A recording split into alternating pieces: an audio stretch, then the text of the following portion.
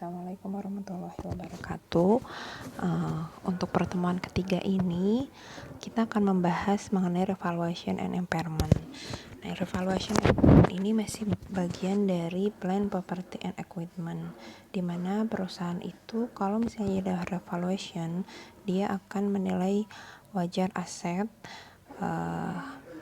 apakah di atas ataukah di bawah nilai wajarnya. Sedangkan impairment adalah apakah suatu aset tersebut mengalami penurunan nilai atau tidak. Gitu. Nah, di sini adalah merupakan rumus dari impairment, di mana carrying amount dibandingkan dengan recoverable amount. Ya, nanti kita bahas lebih jelasnya. Sekarang kita bahas dulu untuk pengukuran setelah pengakuan awal. Nah, entitas itu harus memilih antara cost model ataupun revaluation model gitu ya, sebagai kebijakan akuntansi dan menerapkan kebijakan tersebut terhadap seluruh aset tetap dalam kelompok yang sama gitu. Jadi kalau misalnya gedung berarti gedung semua, dan mesin semua, soalnya untuk akumulasi penyusutannya kan mereka berbeda-beda, tidak bisa disamakan antara gedung dan juga mesin gitu. Nah, ini adalah perbedaannya kalau misalnya cost model setelah diakui sebagai aset, setelah perusahaan membeli aset tetap itu dicatat sebagai biaya perolehan dikurangi akumulasi depresiasi atau akumulasi rugi penurunan nilai aset. Nah, sedangkan revaluation model adalah setelah diakui sebagai aset tetap dicatat sebesar jumlah revaluasian, yaitu nilai wajar pada tanggal revaluasi dikurangi akumulasi depresiasi dan akumulasi rugi penurunan nilai yang telah terjadi pada tanggal revaluasi.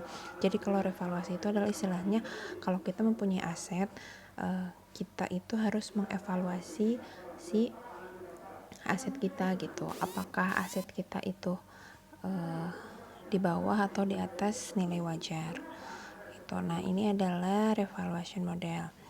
Nilai wajar sebagai harga yang akan diterima untuk menjual suatu aset atau harga yang akan dibayar untuk mengalihkan suatu liabilitas dalam transaksi teratur antara pelaku pasar pada tanggal pengukuran.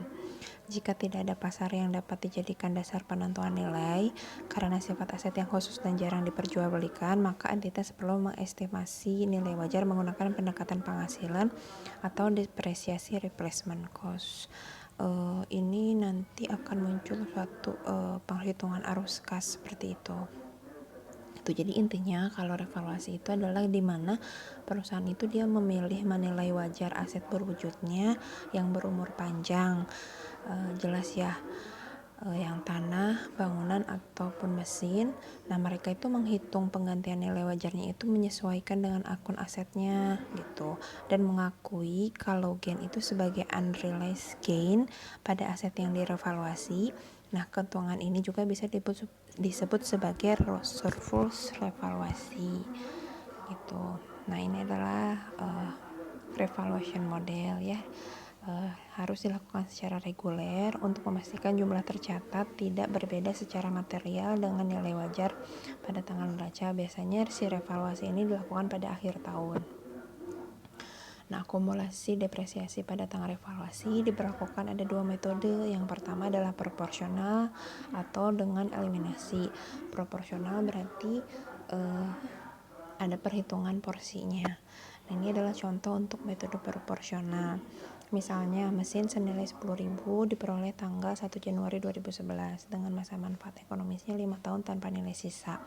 Tanggal 31 Desember 2011 nilai wajar aset itu adalah 12.000. Nah, ini adalah revaluasinya, nilai wajar asetnya menjadi 12.000. Nah, untuk tanggal 1 bulan 1 2011 karena kita itu membeli aset, berarti jurnalnya mesin pada cash senilai 10.000. Nah, untuk menghitung depresiasi berarti kita langsung aja 10.000 dibagi 5, yaitu adalah 2.000 per tahunnya. Jadi depresiasi expense pada akumulasi depresiasi. Terus karena ini proporsional berarti depresiasinya ada perhitungan gitu.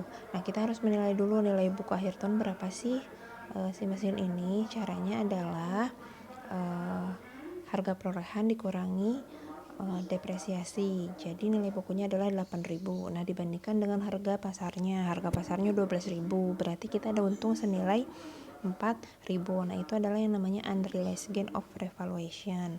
Nah, untuk akumulasi depresiasinya, karena ini proporsional, berarti kita harus menghitungnya adalah dengan harga perolehan dikurangi dengan nilai buku dibagi dengan nilai buku dikali dengan sejumlah depresiasinya, yaitu 1.000 gitu. Jadi mesinnya 5.000, akumulasi depresiasinya 1.000, unrealized gain of revaluation-nya adalah 4.000. Tuh, nah, sedangkan untuk metode eliminasi berarti tidak ada perhitungan seperti proporsional, jadi langsung aja akumulasi depresiasi pada mesin senilai 2.000, terus langsung aja dicatat si unrealized gain-nya sebesar 4.000, mesin pada unrealized gain of revaluation 4.000. Yang ini ya, yang ini nih gitu. Nah, ini adalah kalau misalnya untuk melakukan revaluasi berarti harus dilakukan pada kelompok yang sama. Nah, ini kalau misalnya si revaluasinya itu meningkat, berarti langsung dikreditkan pada ekuitas, pada bagian unrealized gain of revaluation. Nah, kalau misalnya dia mengalami penurunan revaluasi, berarti diakui dalam laporan laba rugi ya. Gitu. Nah, ini adalah salah satu contohnya, misalnya gedung dengan biaya perolehan $100.000 dan akumulasi 55.000 dilakukan dan menghasilkan nilai 65.000, berarti akumulasi depresiasi pada mesinnya sebesar 55.000. Nah, kita menghitung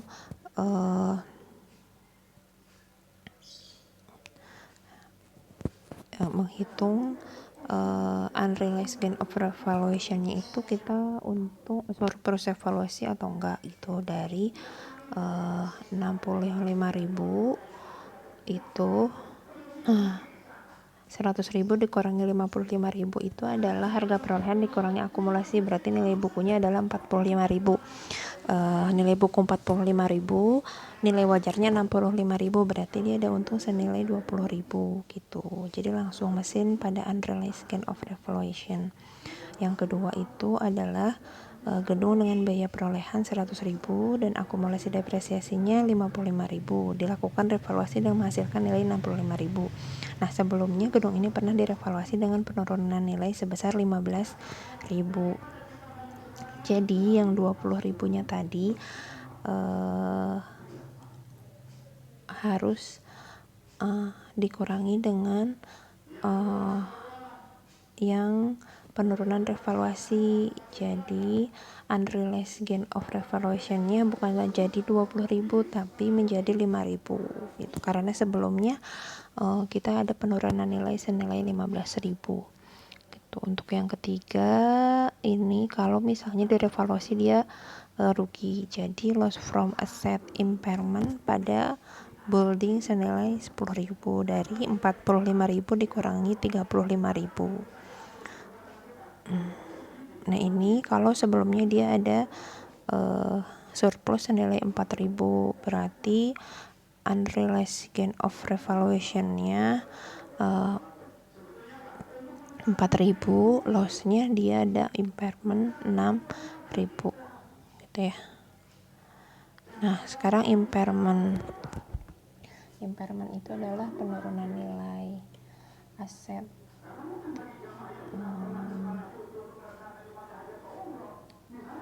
jadi aset jangka panjang yang berwujud itu diturunkan nilainya ketika perusahaan tidak dapat dipulihkan nilai tercatatnya baik melalui penggunaan atau dengan menjualnya. Untuk menentukan apakah aset itu diturunkan nilainya dalam dasar tahunan, perusahaan harus meninjau kembali sebagai aset indikator dari impairment.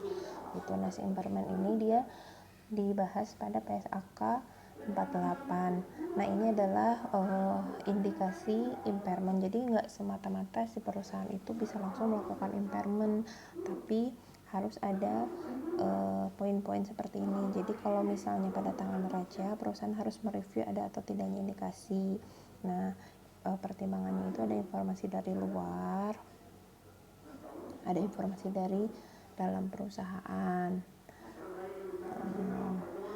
Nah, misalnya informasi dari luar perusahaan itu adalah perubahan kerugian dalam bisnis atau lingkungan pemerintahan gitu. Kalau misalnya informasi dalam perusahaan itu, misalnya perubahan kerugian dalam kinerja. Jadi si asetnya itu udah nggak bisa menghasilkan produksi yang kita inginkan gitu. Jadi itu baru bisa dilakukan impairment.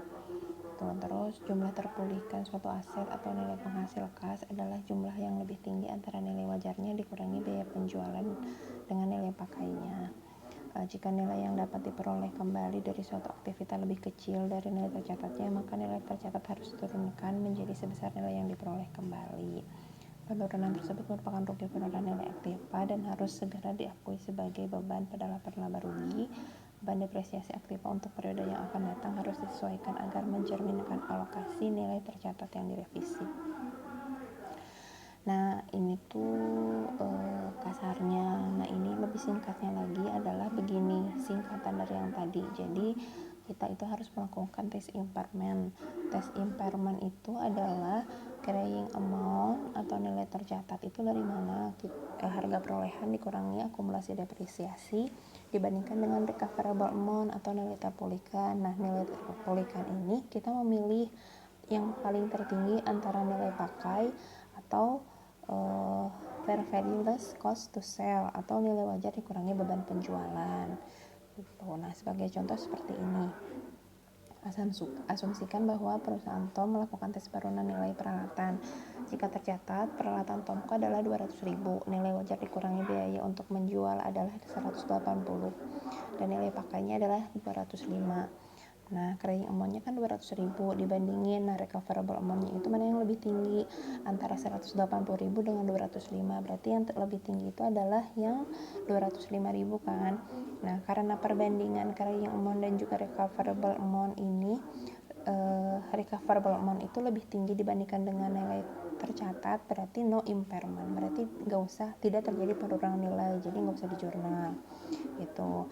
Nah, ini kebalikannya, kalau misalnya si recoverable amount-nya itu 180, berarti kan ada penurunan nilai itu, nilai bukunya 200.000, recoverable amount-nya cuma 180.000, berarti ada senilai 20.000 itu impairment. Berarti kita jurnal langsung aja loss on impairment pada akumulasi depresiasi equipment gitu. Nah, ini adalah latihan dari impairment. Ini misalnya si Jerry Company ini dia mempunyai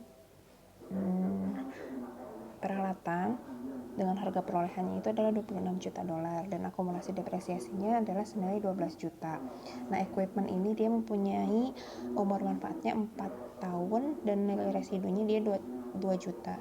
Nah, informasi yang terkait dengan peralatan Jerry Company itu adalah misalnya nilai tercatatnya itu dia adalah 14 juta. Jerry menerapkan metode garis lurus untuk depresiasinya itu sebesar 6 juta ya. Jerry memperkenalkan nilai terpulihkannya adalah 11 juta. Sisa umur ekonomisnya adalah 2 tahun. Nah, berarti kita langsung mencatat aja carrying amount-nya itu adalah 14 juta, recoverable amount-nya 11 juta, karena di sini udah ada informasi nilai terpulihkan atau recoverable amount-nya itu adalah 11 juta. Berarti kita nggak usah membandingkan antara fair value less cost to sell atau value in use gitu. Jadi terkandung dari informasi yang ada gitu. Jadi ini langsung aja, berarti carrying amount-nya 14 juta dibandingkan dengan recoverable amount-nya 11 juta. Berarti karena ini recoverable amount-nya lebih rendah dibandingkan dengan carrying amount, terjadi suatu impairment sebesar 3 juta. Jadi loss on impairment pada akumulasi depresiasi sebesar 3 juta. Nah, setelah itu kita harus tetap juga menghitung bagaimana carrying value setelah dilakukan impairment atau penurunan nilai ya. Jadi kan harga perolehan equipment itu adalah 26 juta dikurangi akumulasi depresiasinya adalah 15 juta. Itu dari mana? Dari di sini kan ada diketahui nih akumulasi depresiasinya adalah 12 juta ditambah sama impairment yang ini akumulasi depresiasi 3 juta, jadi 15 juta gitu. Jadi carrying amount-nya itu adalah 11 juta setelah dilakukan impairment. Nah, terus ada informasi lagi sisa umur ekonomisnya 2 tahun. Jadi kita melakukan mencatat penyusutannya itu adalah 11 juta dibagi 2 adalah 5.500.000. Jadi depresiasi expense pada akumulasi depresiasi gitu. Nah ini adalah latihan impairment kalau misalnya si nilai pakalnya itu nggak diketahui, jadi kita harus mencari dulu present value-nya itu berapa gitu. Kalian bisa baca sendiri ya. Di sini banyak latihan dan juga jawabannya.